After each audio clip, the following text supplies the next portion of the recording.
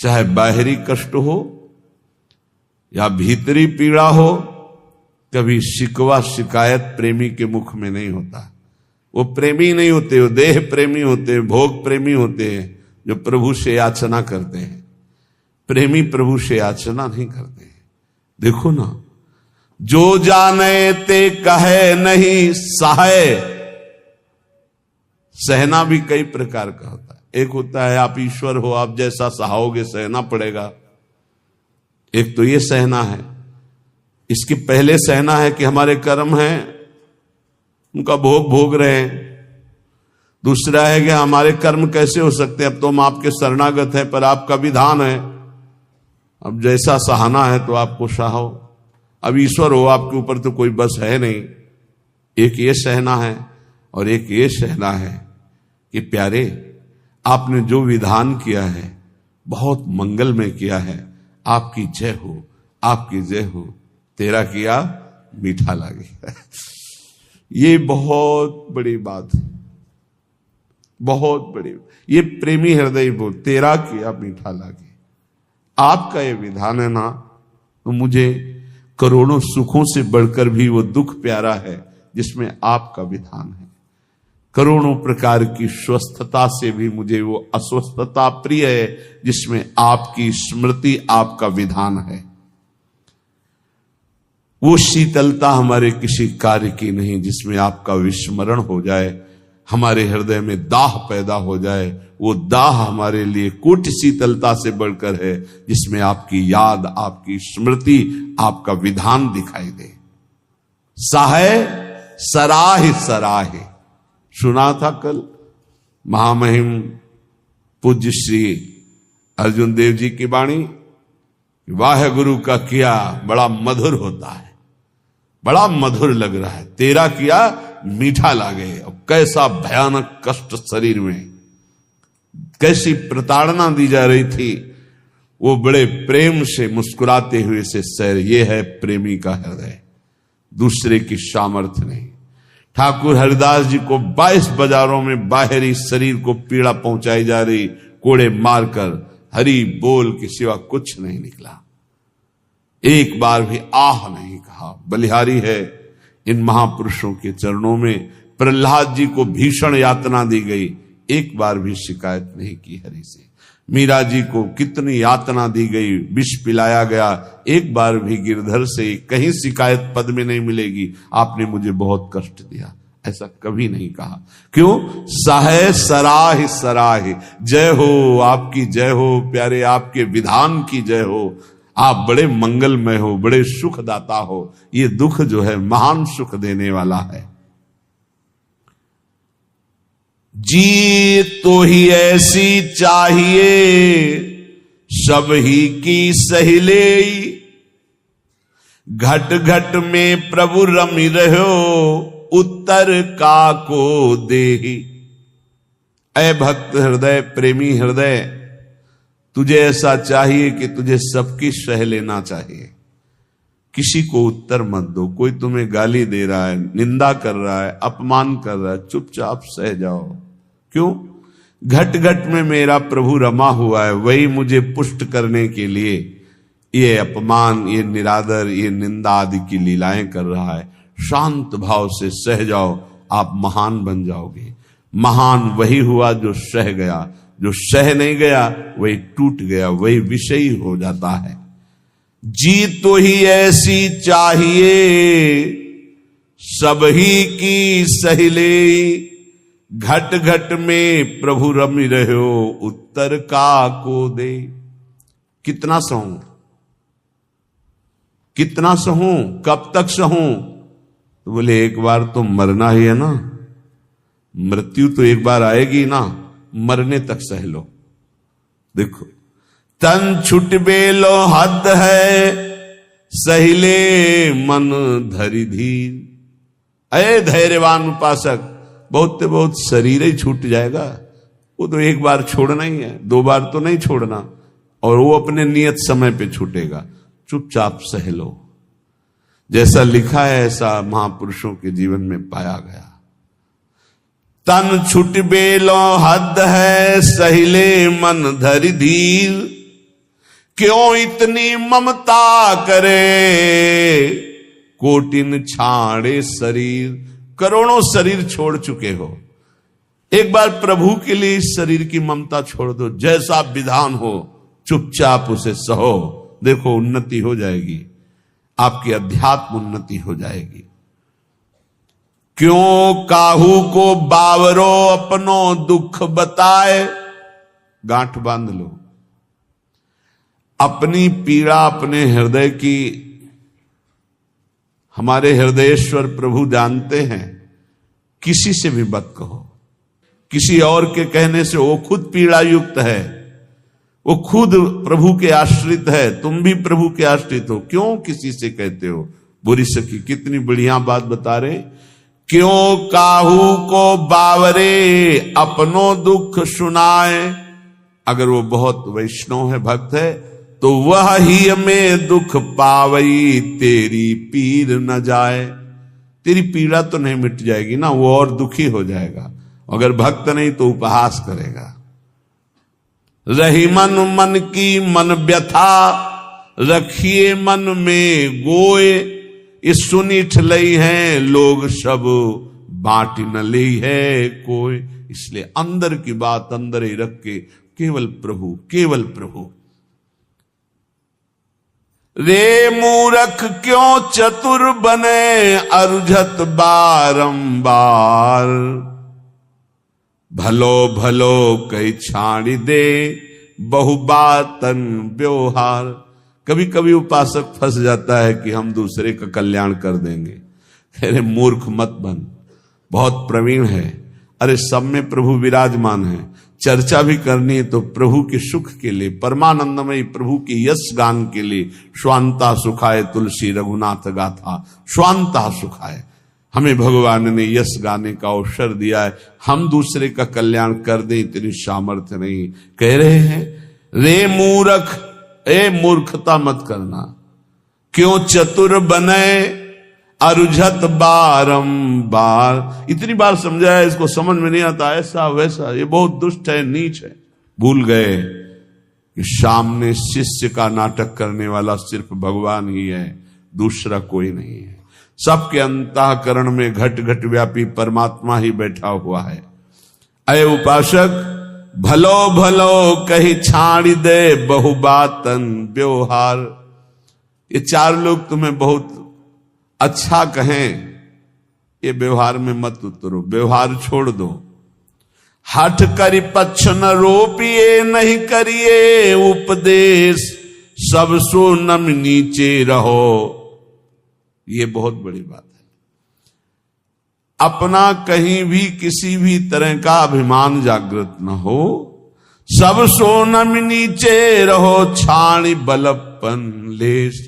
कोई अपने अंदर बड़प्पन लेस मात्र भी नहीं। अगर कोई अपना पक्ष विजयी हो रहा है कि हम जीत गए इनसे ज्ञान, मौन हो जाओ। हारे को हरि नाम, चुपचाप नाम जप करो, अपना पक्ष रोपिए मत। सब में प्रभु विराजमान है। सब सोनम नीचे रहो, छाणी बड़प्पन लेस। सब ज्ञानी सब ही चतुर, उर्पेरक हित चंद। काहे करे सो सब भली, तू न बोल मति मंद। अय उपासक यदि भगवत प्रेम प्राप्त करना चाहता है तो ऐसा मान, सब ज्ञानी सब चतुर हैं, सबको भगवान प्रेरित करते हैं। जो जैसे चल रहा है बढ़िया है, किसी की निंदा नहीं, किसी का अपमान नहीं, किसी का दोष दर्शन नहीं। तू बोल मत, किसी की निंदा मत कर, धैर्य पूर्वक केवल अपने भजन में रहे, फिर तेरे अंदर प्रेम प्रकाशित होगा। कठिन पीर है प्रेम की, बिरला जाने ताही। और जे जाने ते कहे नहीं, सहे सराही सराही। प्रेम ये जानने में आने वाला विषय नहीं, इसीलिए कभी प्रेमी कोई अनुभव नहीं होता कि मैं प्रेमी हूं, मेरे में प्रेम बढ़ रहा है। अगर ऐसा अनुभव तो अहंकार बढ़ रहा है, प्रेम नहीं। कभी ज्ञानी को यह ज्ञान नहीं होता कि मैं परम ज्ञानी हूं, मैं पूर्ण बोधवान हूं, कभी नहीं होता। और मैं अज्ञानी हूं, मुझे बोध नहीं, ऐसा भी नहीं होता। ना वो ये बोल सकता है कि मुझे पूर्ण बोध हो चुका है, क्योंकि ये किसको बोध हो रहा है? अहंकार को। और ये भी नहीं कहा जा सकता कि मैं अधूरा हूं। ना अधूरा ना पूरा, वही सच्चा पूरा। वैदिक सिद्धांत की बात। ऐसे ही प्रेम में कभी पूर्णिमा नहीं होती। प्रेम सदा बढ़िबो करे प्रतिक्षण वर्धमानम, ज्यों शशि कला सुबेश। सच माने चंद्रमा जैसे अपनी कलाओं से बढ़ता रहता है। पर या में पूनो नहीं ताते कबहू न शेष। इसमें कभी पूर्णिमा नहीं होती प्रेम में, ये बढ़ता ही चला जाता है। अब प्रेमी को ये अनुभव नहीं होता कि मेरे में प्रेम है।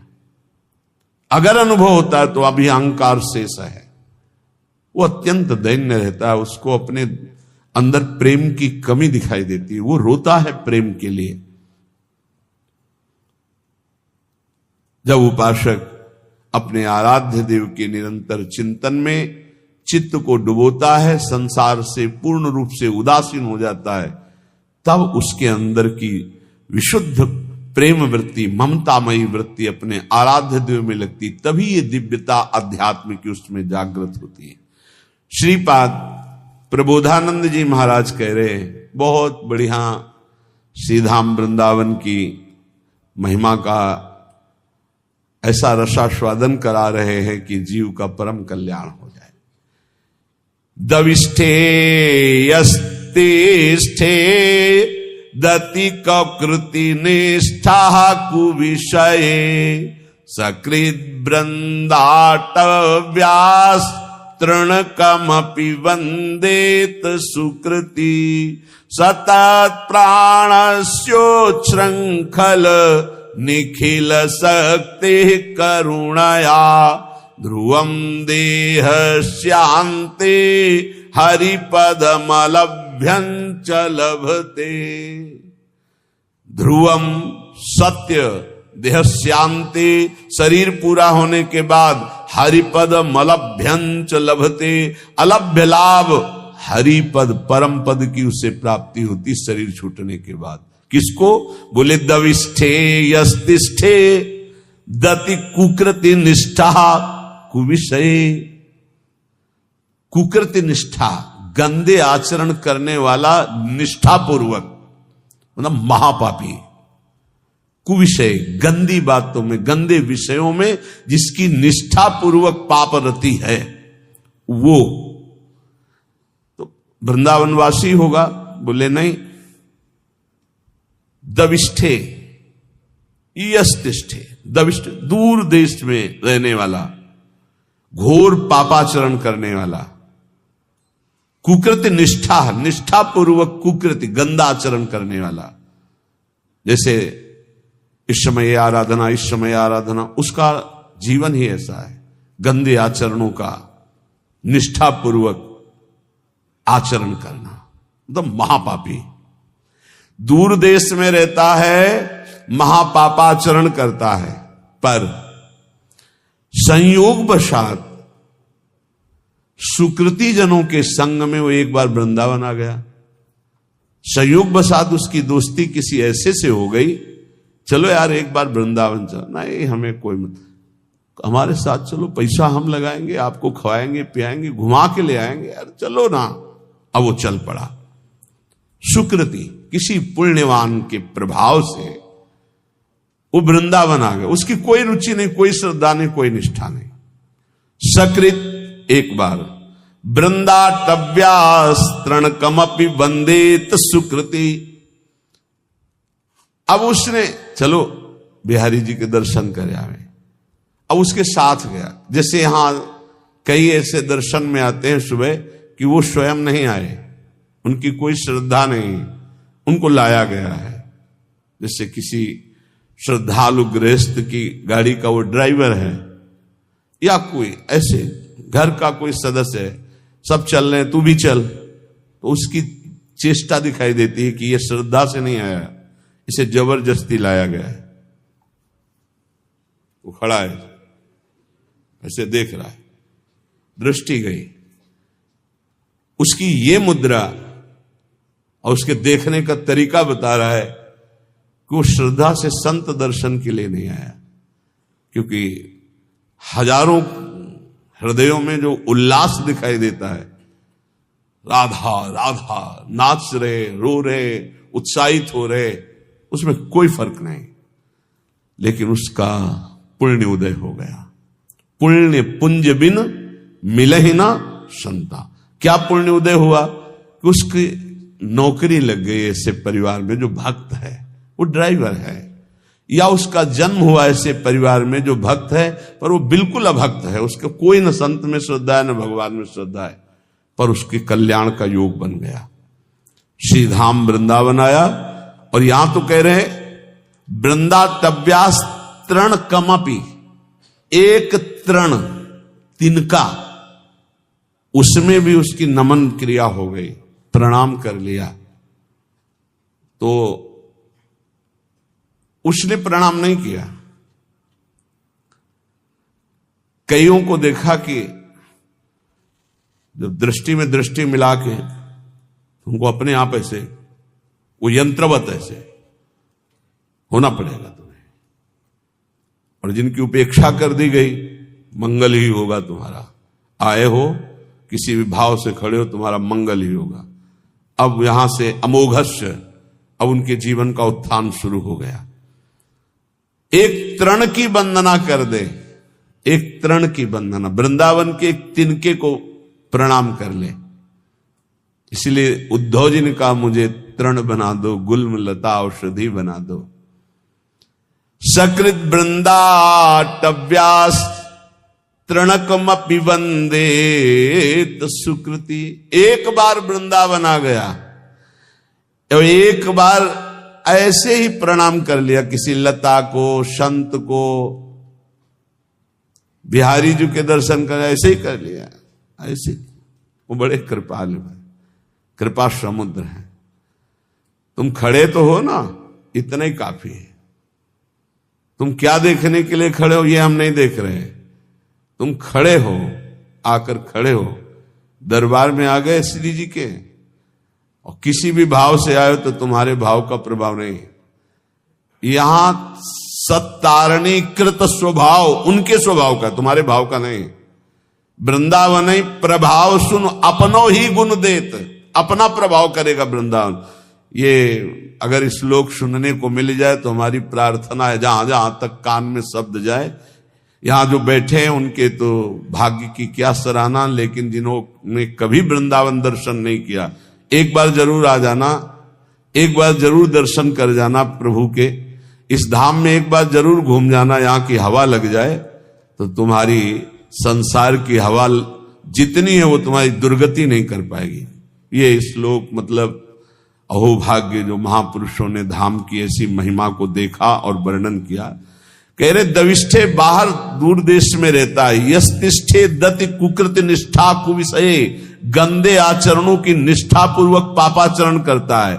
और सकृत एक बार किसी सुकृति जन के संग वृंदावन आ गया और वंदे तृणकमपि, एक तृण की, लता की, बिहारी जू की, संत की, ब्रज किसी की भी वंदना कर दी, प्रणाम कर दिया, तो बोले सतत प्राणस्योच श्रृंखल निखिल सकते करुणया ध्रुवम देहस्यांते हरिपदमलभ्यंच लभते। जिनका वृंदावन है वो बहुत करुणामयी है और अखिल शक्ति संपन्न भगवान उनके चरणों में झुके हुए हैं। हमारी लाडली जू बोले वो अपनी कृपा करती हैं इस धाम में आने वाले के ऊपर। तो तत्प्राणस्योच श्रृंखल, जिस समय उसके प्राण निकलेंगे तो ध्रुवम, ध्रुव माने परम सत्य, देहस्यांते, देह छूटने के बाद हरिपद मलभ्यंच लभते, वो हरिपद को प्राप्त हो जाएगा, फिर आप वृंदावन वासी हो। तभी हम कई बार कहा है कि अगर 100-200 बार मोक्ष मुक्ति होती तो आराम से हो जाती, अपने पास इतनी रकम है नहीं। राधाना एक हरिपद कमल अभ्यंच लभते, अलभ्य लाभ उसे हरिपद की प्राप्ति हो जाएगी। घोर पापी यदि एक बार वृंदावन आ जाए, और हमें इस बात पर विश्वास करना चाहिए कि भगवान का नाम, भगवान के रूप, भगवान की लीला, भगवान का धाम, ये बड़े महिमामय है। अजामिल जीवन भर पाप किया, अपने बेटे के बहाने उच्चारण किया नारायण, तो परम पद मिल गया ना, तो ये तो धाम है। यहाँ की रज एक बार लग गई, एक बार प्रणाम कर लिया और फिर वो चला गया। तो निष्ठा पूर्वक पाप करने वाला जब शरीर छोड़ेगा तो सातत प्राणस्यो श्रृंखल निखिल सकते, निखिल शक्तियों के स्वामी भगवान श्री हरि, जिनके अधीन है, जाके अधीन सदा ही सांवरो, वो करुणा, वो करुणा की मूर्ति लाडली जू कि एक बार वृंदा सखी ने देखा कि धाम की सीमा में प्रवेश हुआ, मेरी लाडली जू का एक कृपा पात्र हो गया। तो अब वो कहीं भी जाके जब शरीर छूटेगा तत्प्राणस्य श्रृंखल, तो करुणा, श्री जी की करुणा से उसका शरीर जब अंत में होगा तो हरिपद मलभ्यंच लभते अलभ्य लाभ, उसे भगवत प्राप्ति हो जाएगी। कई बार कहा है आप लोगों से कि निश्चिंत रहो, आपका पास बन गया है, आपका पास बन चुका है। क्यों? बोले हमारे माई श्यामा जी को राजी, हमारा पास है, हम वृंदावन, प्राण वृंदावन सर, एक बार प्रणाम की बात कही, हमारा तो जीवन वृंदावन है। कुबेराणाम कोटिर हसति धन संपत्ति भी रहो। वृंदावन जब कृपा करके संपत्ति देता है तो कुबेर का उपहास करने वाली संपत्ति होती है वृंदावन वासी के पास। कुबेर के पास पांच भौतिक माइक संपत्ति है, लेकिन वृंदावन वासी को प्रिया प्रीतम की प्राप्ति होती, दंपति संपत्ति पाइए। बोले कुबेराणाम कोटिर हसति धन संपत्ति भी रहो। कुबेर एक नहीं, करोड़ करोड़ कुबेर ऐसे भी उपहास के योग्य हो जाते जो वृंदावन वासी को संपत्ति मिलती है। जैसे आप अपने मकान को अपना मानते हैं, संपत्ति को अपना मानते हैं, ऐसे पूरे निकुंज को सहचरी अपना मानती है। उसके प्रिया प्रीतम, उसका संपूर्ण निकुंज, संपूर्ण वैभव उसी का। ऐसा अनुभव नहीं होता कि इनके भी प्रिया प्रीतम है। अब वो अंतर की बात शायद पकड़ पाओ कि ना पकड़ पाओ। एक ही मन है निकुंज में, दूसरा नहीं है, एक ही मन है। अनंत सहचरियां एक मन, एक ही वृत्ति है। जैसे एक सहचरी पान की बीड़ी पवारे प्रिया प्रीतम को, तो हर सहचरी का मन उस समय पान की बीड़ी ही पवा रहा है। एक सहचरी आनंद मगन होकर प्रिया प्रीतम को गान सुना रही, तो हर सहचरियों का मन गान में, मतलब वहां दो मन नहीं है। अब वो अलग अलग मन वाले, अलग अलग बुद्धि वाले और पार्थिव क्षमता वाले कैसे आप अनुमान भी नहीं लगा सकते। संपूर्ण निकुंज मेरा, क्योंकि मेरी प्रिय सखी श्री किशोरी जो है, मेरी सखी है, मेरी स्वामिनी है, मेरी किशोरी जो है। तो कुबेराणाम कोटिर हसति धन संपत्ति भी रहो। जो दिव्य वृंदावन की, एक बार अकबर सम्राट श्री स्वामी हरिदास जी के दर्शन पाए, उसने सोचा कि कुछ ऐसी सेवा करनी चाहिए जिससे स्वामी जी प्रसन्न हो जाए।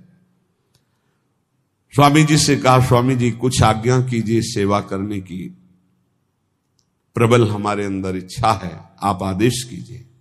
वह नहीं, तुम्हारी सेवा की कोई आवश्यकता नहीं। स्वामी जी प्रार्थना है, कोई सेवा तो बता दी, तुम सेवा करने लायक ही नहीं हो। तो उसने कहा, ऐसा क्यों? बोले तुम्हारे पास संपत्ति ही नहीं कि सेवा कर सको। तो तानसेन की तरफ देखा कि बता दो कि सम्राट हैं, बादशाह हूं। स्वामी जी का मुझे पता है, लेकिन तुम्हारे पास संपत्ति नहीं है। उनका आप आदेश तक कीजिए। तो उनका लिवा जाओ, इनको केशी घाट की एक सीढ़ी टूटी हुई है, उसको बनवा दो। एक सीढ़ी? बोले जाओ तो तुम। जब वहां गए तो दिव्य रत्नों से जटित यमुना की वो सीढ़ी लौट के आए, चरणों में गिरे, बोले नहीं है, हमारे खजाने में रत्न ही नहीं है जिस रत्न की दिव्य वृंदावन की झांकी करा दे। इसीलिए जो भक्त नामावली गान करते हैं तो भगवत रसिक जी ने इसीलिए उसको कि उसको सौभाग्य मिल गया स्वामी जी की कृपा से, स्वामी श्री हरिदास जी का दर्शन और उनकी कृपा से दिव्य वृंदावन की झांकी, क्योंकि ललिता जी के साक्षात स्वरूप हैं। कांप गया और लौट के आया कि स्वामी जी परम सत्य बात है, मैं सीढ़ी का कोना भी नहीं बना सकता, क्योंकि जिन रत्नों से सीढ़ी बनी हुई है वो रत्न ही नहीं हमारे पास। तो क्या कह रहे, कुबेराणाम कोटिर हसति धन संपत्ति भी रहो। जो वृंदावन वासी श्यामा श्याम के उपासी को वैभव मिलता है, करोड़ों कुबेरों का उपहास करने वाला वैभव होता है, अर्थात करोड़ों कुबेर भी उसकी समानता नहीं कर सकते। तिरस्कुर्या द्वर्या नपि सुरगुरुन बुद्धि विभवई। जो वृंदावन उपासी है उसको ऐसी बुद्धि प्राप्त होती कि बृहस्पति जी का उपहास हो जाए। बृहस्पति जी की भी क्षमता नहीं, जो वृंदावन वासी की बुद्धि में प्रवीणता आती। क्या प्रवीणता आती? बृहस्पति जी देवगुरु हैं, लेकिन वो वहां से ये नहीं देख सकते कि प्रिया प्रीतम के मन में क्या चल रहा है। और वृंदावन वासी राधा उपासी मन मन की रुचि जानी नेह विधि अनुसरे।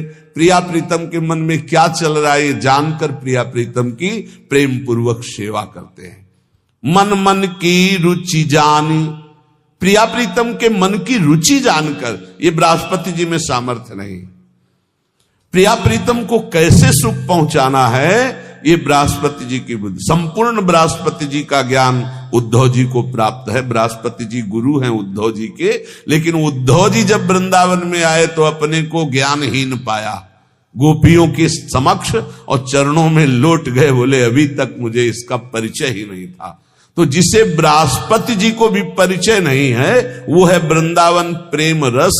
यहां कह रहे श्रीपाद की जो वृंदावन के राधा चरणारविंद की उपासना करता है उसकी बुद्धि में जो बात आती है वो बृहस्पति जी की भी बुद्धि में नहीं। तिरस्कुर्या द्वर्या नपि सुरगुरुन बुद्धि विभवई। सुरगुरु बृहस्पति जी की बुद्धि का भी तिरस्कार करने वाला ज्ञान, अद्भुत प्रेम वृंदावन उपासक को प्राप्त होता है।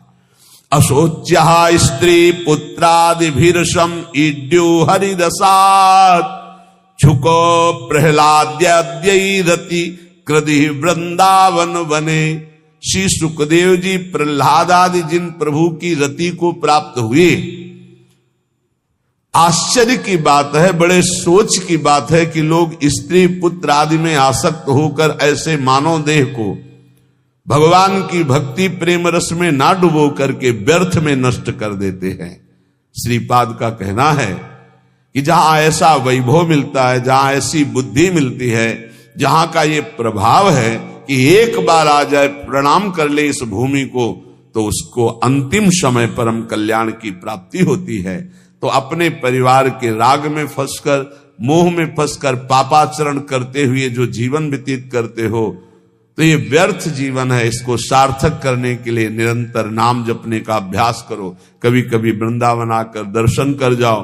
जो कर्म करते हो पापाचरण उसमें ना हो, वो कर्म भगवान को अर्पित करो। इसी जन्म में भगवत प्राप्ति हो जाएगी।